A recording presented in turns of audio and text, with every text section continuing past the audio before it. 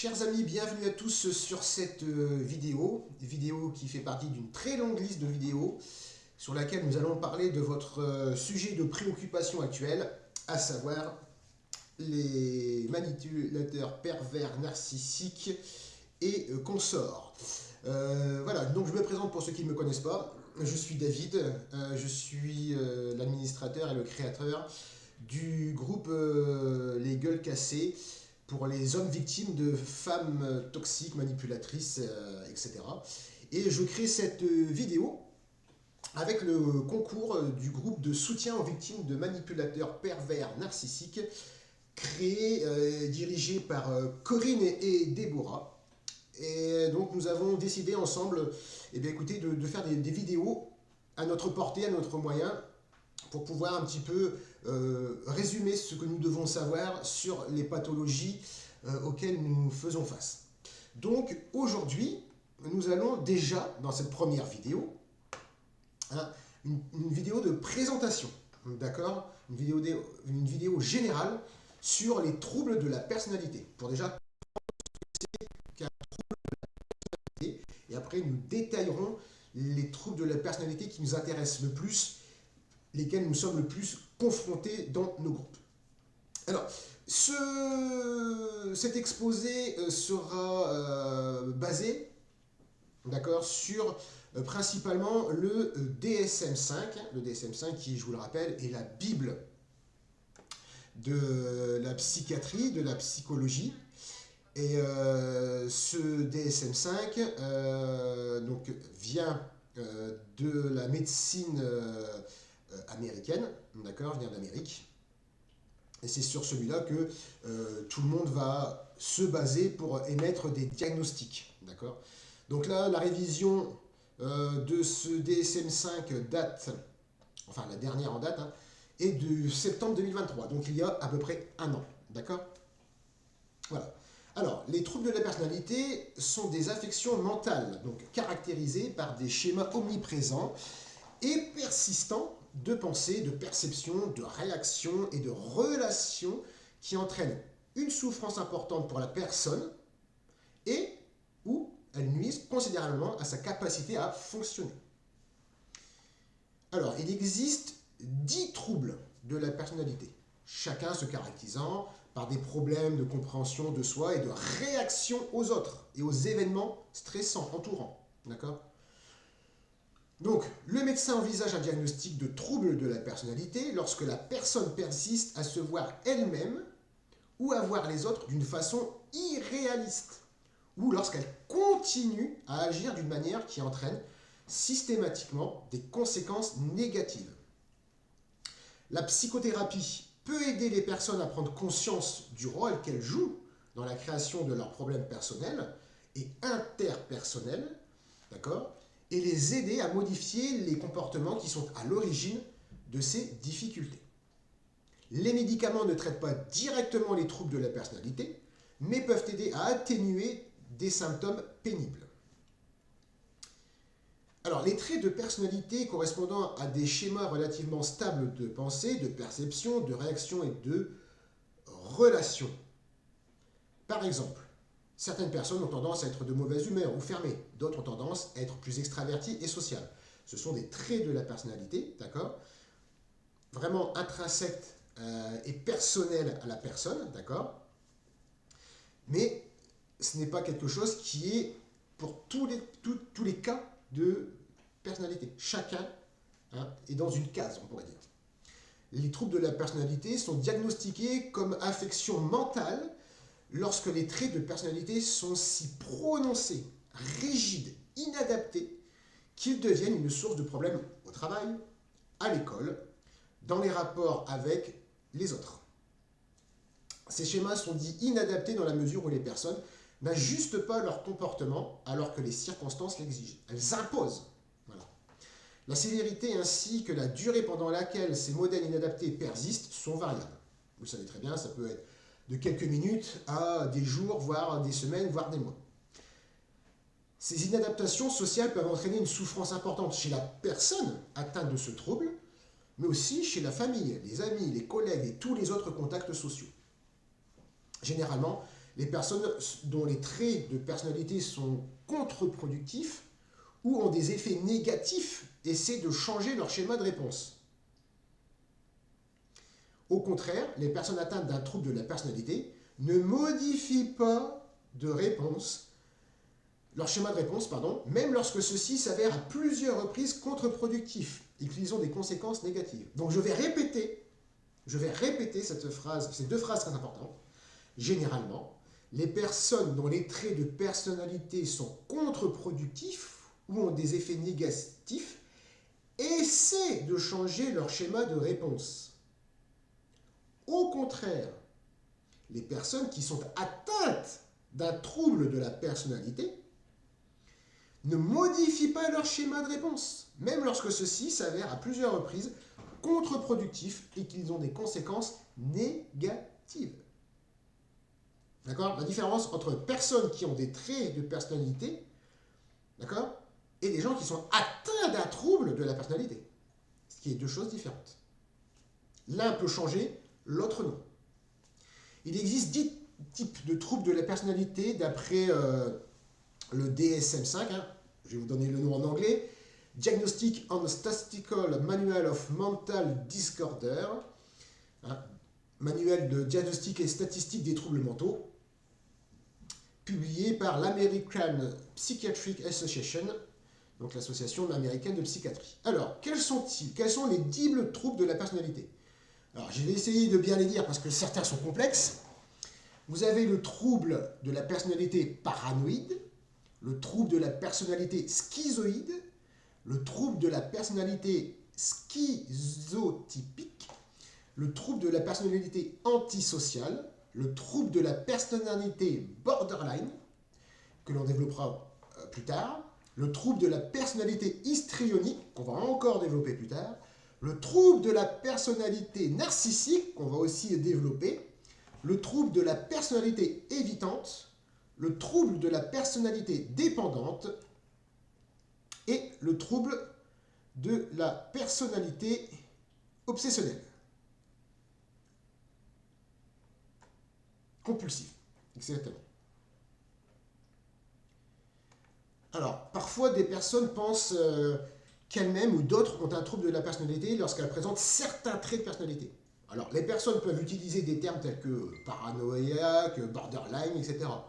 Cependant, un trouble de la personnalité n'est diagnostiqué comme une maladie mentale que lorsque les traits sont constants dans le temps. Donc, c'est pas comme ça, c'est permanent, d'accord? Il faut que ça soit en permanence dans la vie de tous les jours. Et répondre à des critères psychiatriques très spécifiques. Environ 9% des personnes souffrent d'un trouble de la personnalité. 9% de la population souffre d'un trouble de la personnalité. En général, ces troubles affectent les hommes et les femmes de manière égale.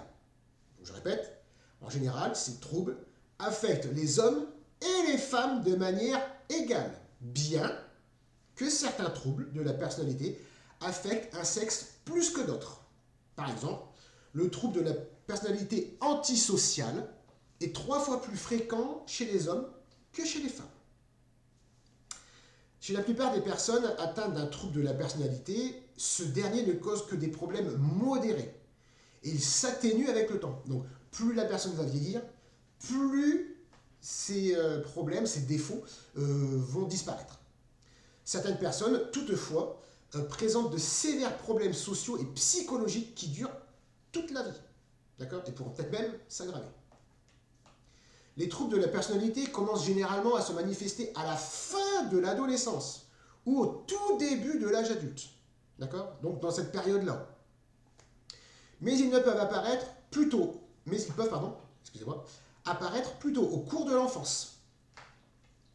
Leur durée varie considérablement. Certains types de troubles de la personnalité, comme le borderline par exemple, ont tendance à s'atténuer ou à disparaître avec l'âge, ce qui est encourageant. D'autres, comme la schizotopie, l'obsessionnel, seront moins susceptibles de le faire. Chez certaines personnes, les symptômes peuvent perdurer, mais ils sont moins sévères. Alors, généralement, la plupart des personnes atteintes d'un trouble de la personnalité ont aussi un trouble mental, ou même plusieurs, comme le trouble dépressif, le trouble bipolaire, le trouble de l'anxiété, le trouble lié à l'abus de substances, cannabis, autres drogues, alcool, etc. Troubles alimentaires ou de conduite alimentaire. Le fait de souffrir d'un trouble de la personnalité, en plus d'un de ces troubles mentaux, rend la personne moins susceptible de répondre au traitement de l'autre trouble, aggravant ainsi son pronostic. Bah oui, parce que du coup, au lieu d'en avoir un problème, on a plusieurs problèmes qui se mixent, qui se regroupent, et du coup, ça devient ingérable. Alors, la cause des troubles de la personnalité. Alors, les troubles de la personnalité sont le résultat d'une interaction génétique et environnementale. Ainsi, certaines personnes naissent avec une tendance génétique à souffrir de troubles de la personnalité. Comme ceux qui naissent et qui sont tout le temps négatifs et tout le temps anxieux, tout le temps dépressifs, etc. D'accord ? Et cette tendance est ensuite effacée ou renforcée par les facteurs environnementaux pendant l'âge de l'enfance, tels que des expériences ou des sources de stress ou de bien-être. Il est donc généralement admis que les gènes et l'environnement contribuent de façon à peu près très égale au développement des troubles de la personnalité. Alors, les types de troubles de la personnalité. Donc il y a 10, classés en 3 groupes, A, B, C. Dans chaque groupe, les différents types partagent certains traits de personnalité essentiels, mais chaque trouble a ses propres caractéristiques distinctives. On ne peut pas les mélanger, on ne peut pas faire ce qu'on veut, c'est vraiment bien distinct. On peut cumuler des troubles, mais un trouble ne peut pas avoir toutes les caractéristiques. Alors, les personnes atteintes du trouble du groupe A semblent étranges ou excentriques. Alors, ça correspond par exemple à la paranoïade, méfiance et suspicion, schizoïde, désintérêt pour les autres, schizotypique, idée de comportement bizarre ou excentrique. Les personnes atteintes du groupe B ont des comportements qui sont excessifs, émotionnels ou erratiques. Le groupe B comprend donc les troubles de la personnalité qui sont l'antisocial, irresponsabilité sociale, mépris des autres, tromperie et manipulation des autres à des fins personnelles. Le borderline, vide intérieur, peur de l'abandon dans les relations instables, difficulté à contrôler ses émotions et comportements impulsifs. L'histrionique, donc c'est la recherche d'attention et comportement excessif. Le narcissique, il a besoin d'admiration, manque d'empathie et vision exagérée de sa valeur personnelle, c'est un mégalomane ou une mégalomane, c'est de la mégalomanie. Voilà, c'est les principales caractéristiques. Les personnes atteintes du trouble du groupe C sont anxieuses et craintives. Il y a l'évitant, donc éviter des relations personnelles par crainte d'être rejeté, donc peur du rejet. Les dépendants, soumission et dépendance, par besoin d'être pris en charge, dépendance affective, par exemple. Et les obsessionnels compulsifs, perfectionnisme, rigidité et obstination. Voilà. Alors, les symptômes des troubles de la personnalité. Les troubles de la personnalité impliquent principalement des problèmes concernant l'identité et le sens de soi. C'est-à-dire, une personne atteinte d'un trouble de la personnalité manque d'une image claire et stable d'elle-même.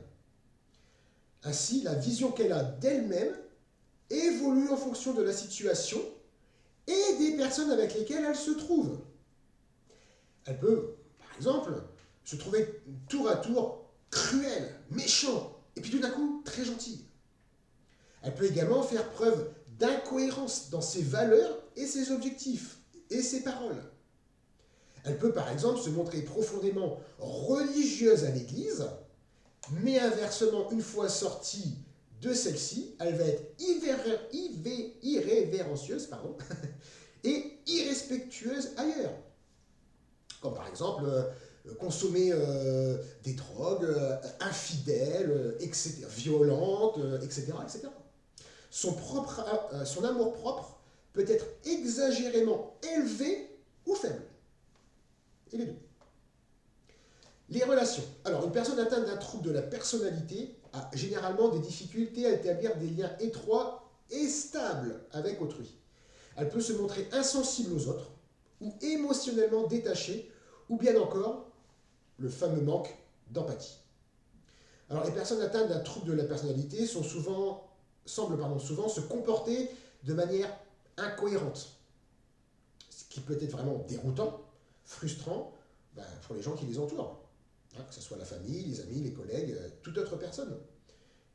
Et même aussi, et c'est là où ces gens peuvent être dangereux, même vis-à-vis des professionnels de la santé. Leurs pratiques parentales peuvent être incohérentes, détachées, hyper émotives, abusives ou irresponsables, provoquant parfois des problèmes physiques ou émotionnels chez les gens qui les entourent, notamment leurs enfants. Les personnes atteintes d'un trouble de la personnalité peuvent avoir du mal à comprendre quelles sont les manières raisonnables, sûres et acceptables de traiter les autres et de se comporter avec eux. Les personnes atteintes d'un trouble de la personnalité peuvent donc ne pas être conscients du rôle qu'elles jouent dans la création de leurs problèmes et de l'impact de leur comportement sur leurs relations. Alors, comment diagnostiquer les troubles de la personnalité? Alors, une personne atteinte d'un trouble de la personnalité ne sait parfois pas que sa pensée ou son comportement pose problème. Ils sont dans le déni total. Alors, l'examen clinique sur la base de critères standards du diagnostic psychiatrique va nous amener à faire le fameux diagnostic de la personnalité.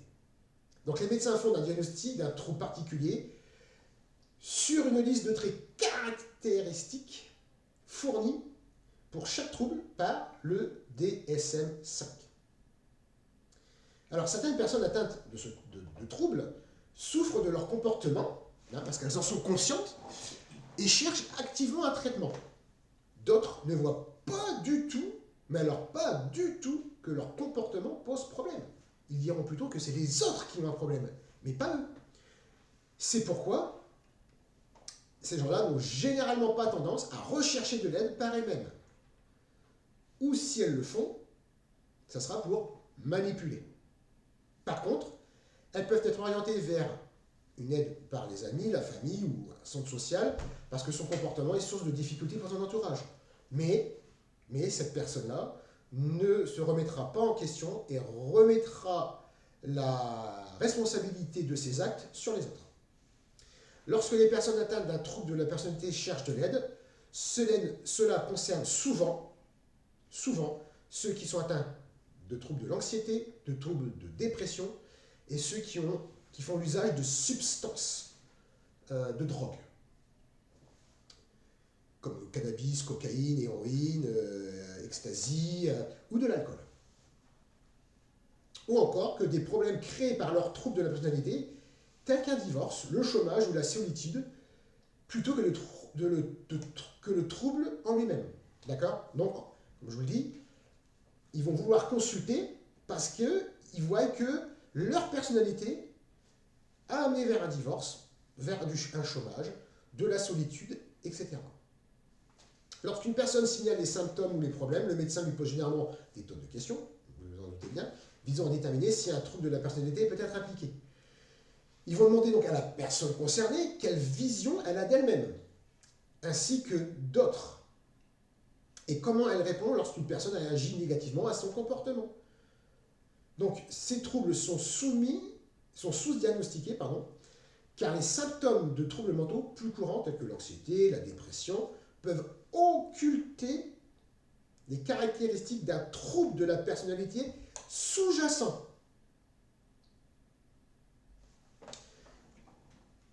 Alors, un médecin va soupçonner un trouble de la personnalité si la personne se perçoit ou perçoit les autres d'une manière qui diffère de la réalité. D'accord? Cette personne va décrire un modèle de pensée ou de comportement inapproprié qu'elle ne modifie pas en dépit des conséquences négatives.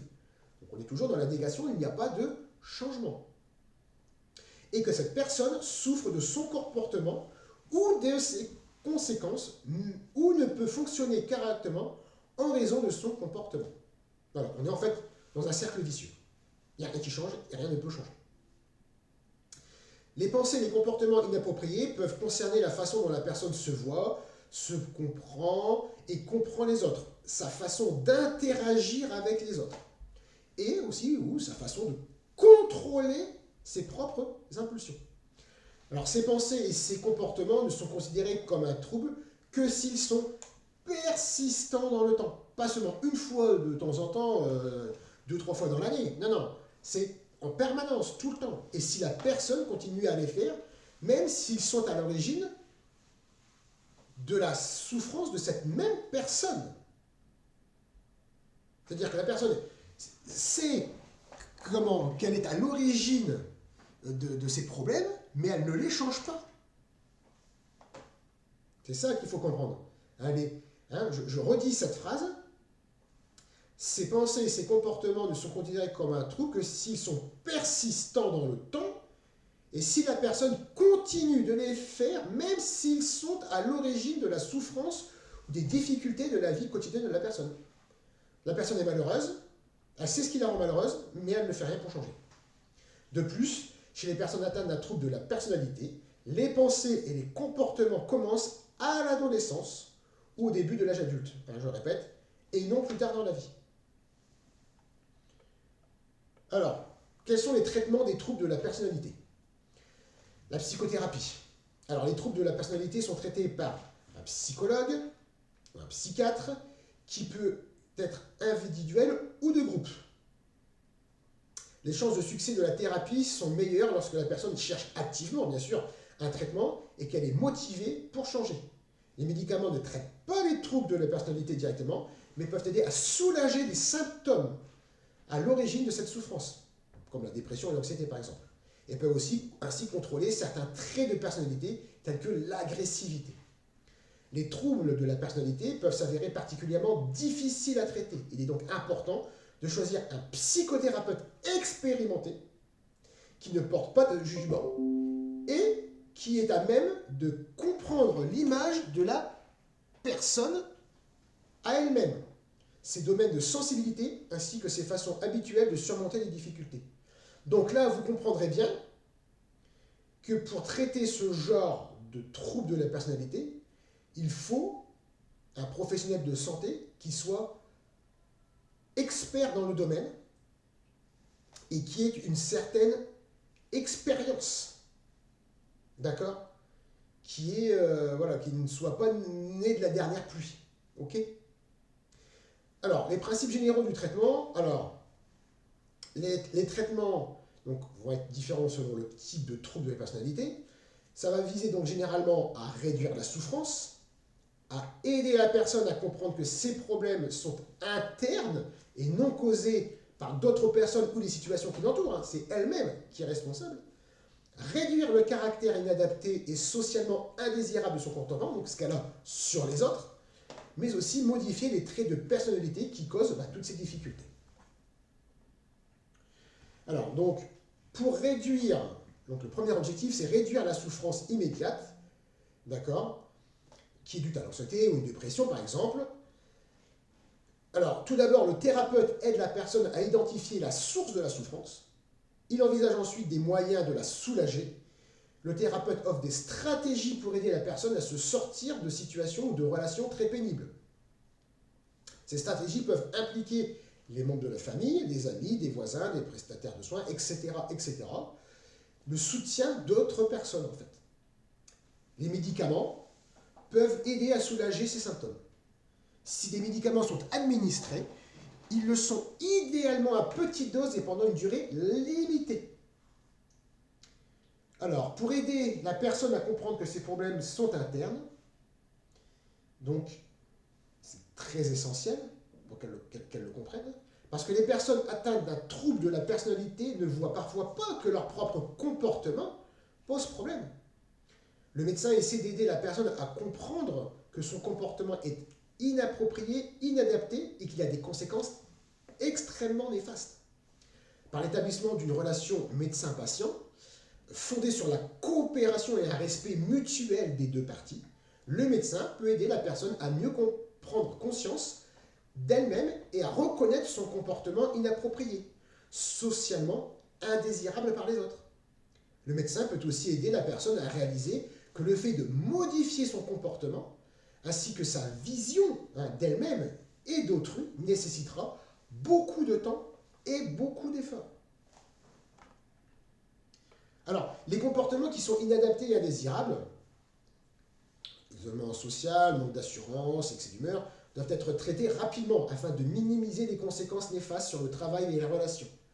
Il arrive qu'un médecin se voit obligé de fixer des limites au comportement dans son cabinet. Par exemple, le médecin peut dire à la personne que le fait de crier et de proférer des menaces rend le déroulement d'une séance difficile. Si le comportement est extrême, par exemple, si la personne se montre imprudente, si elle s'isole socialement, si elle a des accès de colère ou des comportements autodestructeurs, elle peut être traitée en hôpital de jour ou dans un établissement résidentiel. Alors, les changements de comportement sont particulièrement importants chez les personnes présentant l'un de ces troubles de la personnalité, le borderline, l'antisocial et l'évitante. La thérapie de groupe et les méthodes de modification du comportement parviennent généralement à améliorer le comportement en quelques mois, généralement. Les groupes d'entraide et la thérapie familiale peuvent également contribuer à modifier un comportement inapproprié. Et c'est bien dit, peuvent. Tout dépend du trouble. Là, vous le savez, par exemple, avec les manipulateurs pervers narcissiques, c'est tout le contraire qui va se passer. Ça va se retourner contre les aidants. L'implication des membres de la famille est utile et souvent indispensable car ils peuvent se comporter de façon à renforcer ou à diminuer le comportement et les pensées inappropriées. Mais cela, vous en conviendrez, est très loin d'être facile à faire. Il faut du temps pour modifier les traits de la personnalité problématique, tels que la dépendance, la méfiance, l'arrogance et la manipulation. Généralement au moins 1 an, plus d'1 an minimum. Donc la clé de la modification de ces traits est la psychothérapie individuelle. Mais pour ça, il faut en avoir conscience et le vouloir. La psychothérapie peut aider une personne à comprendre dans quelle mesure son trouble de la personnalité est lié aux problèmes qu'elle rencontre. Elle peut également l'aider à apprendre de nouvelles et meilleures façons d'interagir et de surmonter ses propres problèmes. Le changement se fait en généralement très progressivement. Voilà. Donc je vous remercie beaucoup de m'avoir écouté pour cette première vidéo qui a mis en évidence tous les types de troubles de la personnalité, d'accord, en règle générale. Et nous allons maintenant pouvoir détailler ceux qui nous intéressent dans nos groupes, à savoir le prochain, le trouble de la personnalité narcissique. Donc je vous invite à me suivre dans une prochaine vidéo pour en savoir plus sur ce trouble de la personnalité narcissique. Je vous remercie beaucoup de m'avoir suivi et à très vite.